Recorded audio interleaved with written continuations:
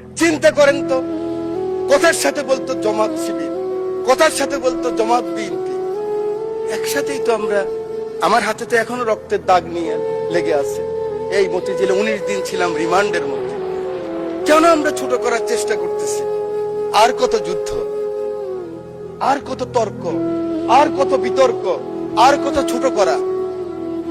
এই সংসদটাকে আসুন না সকলে মিলে, সকলের সংসদ, আকাঙ্ক্ষার সংসদ, বাংলাদেশের 16 কোটি 17 কোটি মানুষ যে সংসদ চায়। আমি এখানে যত কথাই বলি, আমি মনে করি আপনাকে ঘায়েল করেছি, আপনি মনে করেন আমাকে ঘায়েল করেছেন, কিন্তু বাংলার কৃষক, বাংলার শ্রমিক, বাংলার জেলে, সে কিন্তু বোঝে আমার কথা সঠিক না আপনার কথা সঠিক। পরের জন্য যুদ্ধ করেছি অনেক, এবার তোমার আর আমার যুদ্ধ। যদি বলো এত যুদ্ধ করে কি পেয়েছি? তিউনিসিয়ায় পেয়েছি জয়, উগান্ডায় পেয়েছি জনগণের ভালোবাসা, আর প্রতিবেশী বার্মায় পেলাম ঘরে ফেরার তাগাদা। আমি যেন সেই বাতিওয়ালা যে পথ্য পথ্য রাস্তায় বাতি জ্বালিয়ে ফিরি, অথচ যার নিজের ঘরে জমে থাকে দুঃস্ব অন্ধকার। এই অন্ধকার আমরা কাটাতে চাই, এই অমনুষ্য থেকে বের হতে চাই। আমার হাতে তো এখনো রক্তের দাগ নিয়ে লেগে আছে। এই মতিঝিলে 19 দিন ছিলাম রিমান্ডের মধ্যে। মানুষ আর এই হিংসা প্রতিহিংসা আর দেখতে চায় না।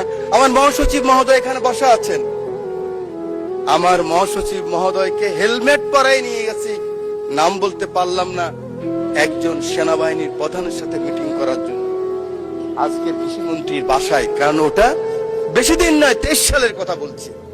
জীবনের বাজি নিয়েই কথাগুলি করেছি আমরা। আমার নেত্রী 11 আমার নেতাকে যখন নিয়ে গেল খবর পেলাম আমি, কারণ 7 দিন আগে শেষ দিন আমার দেখা হয়েছিল আমার নেতা তারেক রহমানের সাথে, বেগম খালেদা জিয়ার সাথে 111-এর পরে হাওয়া ভবনে। সেদিন ছিল ওনার শেষ দিন। খবর পেলাম ওনাকে নিয়ে গেছে, ঢুকে গিয়েছে। 196 জন এমপি ছিল পার্লামেন্টে, আমি ঢুকেছি।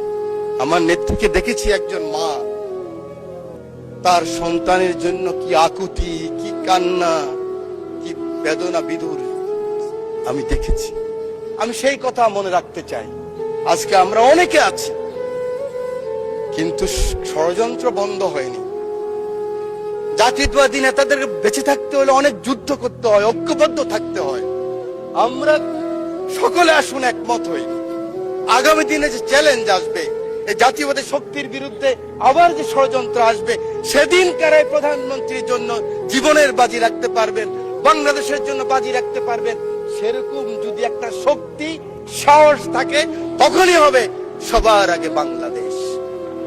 তখনই হবে দিল্লি নয়, পিন্ডি নয়, অন্য কোনো দেশ নয়। চিন্তা করেন তো, কথার সাথে বলতো জামাত শিবির, কথার সাথে বলতো জামাত বিএনপি, একসাথেই তো আমরা। আমার হাতে তো এখনো রক্তের দাগ নিয়ে লেগে আছে। এই মতিঝিলে 19 দিন ছিলাম রিমান্ডের মধ্যে। কেন আমরা ছোট করার চেষ্টা করতেছি? আমি বিশ্বাস করি আমার নেতা ছুটে গেলেন একটু আগে, আমার সেই ভাই এখন আছেন, আমার নেতা তারেক রহমান ছুটে গেলেন, ওখানে গেলেন, দেখলেন।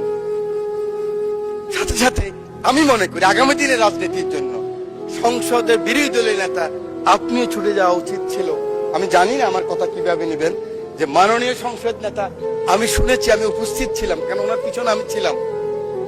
আপনি গিয়েছেন, উনি বলেছেন আপনার কিছু প্রয়োজন লাগলেও আমাকে বলবেন। এভাবেই রাজনীতিটাকে আমরা এগিয়ে নিতে হবে। বাংলাদেশের মানুষের আকাঙ্ক্ষা এই রাজনীতি। মানুষ আর এই হিংসা প্রতিহিংসা আর দেখতে চায় না।